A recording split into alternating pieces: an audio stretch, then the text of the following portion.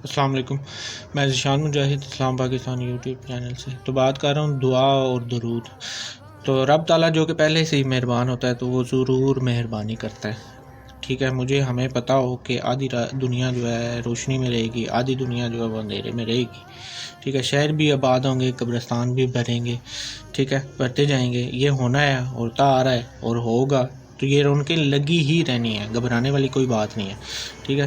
تو اس مقام پہ گھبرانا جو ہے یا گھبرا جانا جو ہے یا جو گھبراتے ہیں وہ اصل میں کمزوری کی بات ہے، ٹھیک ہے۔ کس کی بات ہے؟ کمزور ایمان کی بات ہے، ٹھیک ہے۔ تو جب آنا ہے تو جانا بھی ضرور ہے، ٹھیک ہے۔ جس طرح میں اور آپ آنے میں سچے ہوتے ہیں اسی طرح جانے میں بھی سچے ہونے چاہیے، ٹھیک ہے۔ اگر رب جب کہے کہ چل بندے یا بندی واپس آ، تو یہ کبھی نہ کہنا کہ یا اللہ میں ذرا ایک دو میسیج ہیں ان کے رپلائی دے دوں، ٹھیک ہے۔ تو یہ نہیں ہونا چاہیے، ٹھیک ہے۔ تو رب آپ سے کہے کہ بندے تو آ جا میرے طرف، ٹھیک ہے۔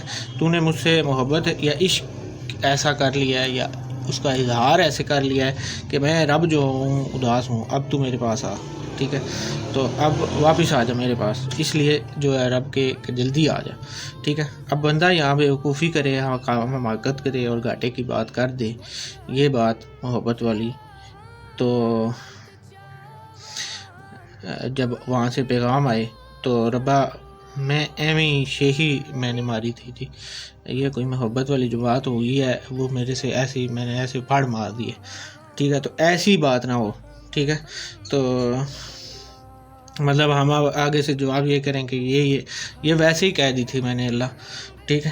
تو جیسا کہ ہم روٹین میں ایسے بہت سے عوامل فضول میں کرتے چلے جاتے ہوتے ہیں، ٹھیک ہے، یوں ہی ایسے ہی فضول میں ہم کر رہے ہوتے ہیں، شغل میلے میں انٹرٹینمنٹ کے طور پہ ہمارے کچھ عوامل، کیا زیادہ تر عوامل جو ہیں وہ یہ ہیں جناب۔ یہاں پہ بات جو ضروری ہے وہ میں آپ کو یہ سمجھا رہا ہوں کہ بہن بھائیوں اپنی حالتوں پہ غور کریں، توجہ دیں، ذرا تھوڑی سی توجہ دیں۔ انٹرٹینمنٹ والی صورتیں حالتیں ہماری ہیں، ہماری میری آپ کی حالت یہ ہے، کنڈیشن ہے کہ ہم انٹرٹین ہو سکیں یا انٹرٹین ہونے کا شوق رکھیں، تو بالکل نہیں، ہماری حالتیں ایسی نہیں ہیں، ٹھیک ہے۔ تو زمانہ وقت میں جو مشکل اور سخت حالتیں اور صورت ہے جو ہماری امت کی، جس میں ایسی حالت میں قومیں یا امتیں جو ہیں وہ توبہ اور استغفار کرتی ہیں، ٹھیک ہے۔ کیا کرتی ہیں؟ توبہ اور استغفار، جن حالتوں میں ہم انٹرٹینمنٹ کر رہے ہیں، ٹھیک ہے۔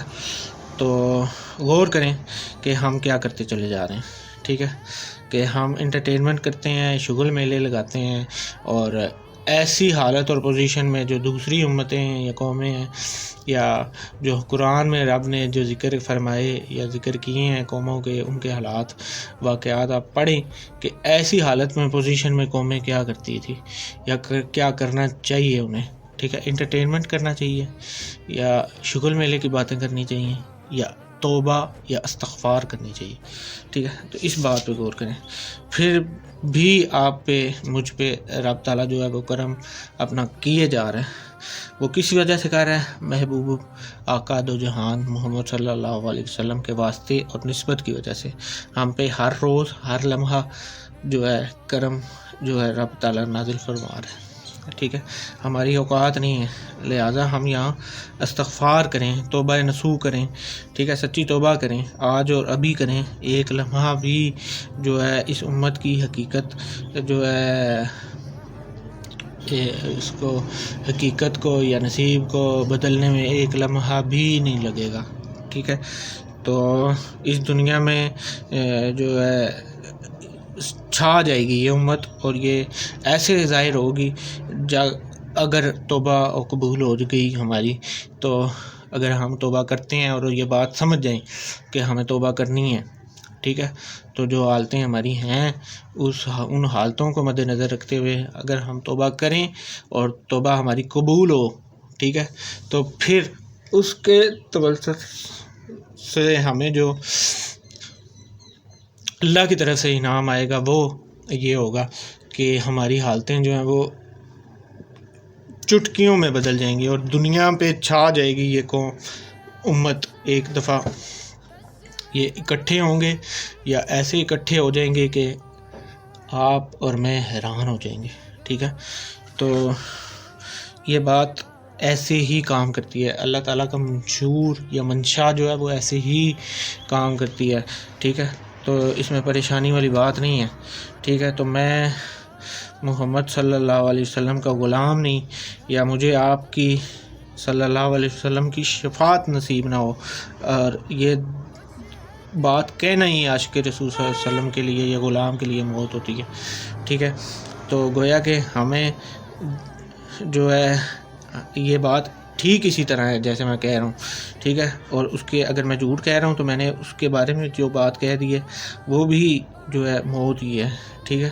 تو ہم ہر روز جنت کی دعائیں مانگتے جا رہے ہیں، ٹھیک ہے، مال کی دعائیں مانگتے جا رہے ہیں، اور جب مجھے آپ سے کہا جائے، پتہ چلے ہمیں کسی طرح کے جنت کی فلاں سیٹ خالی ہے، جاؤ بیٹھو جنت میں آؤ، تو اب یہاں میں اور آپ بے عقل کہیں گے کہ ہم ذرا ٹھہر کے آئیں گے جی، ٹھیک ہے۔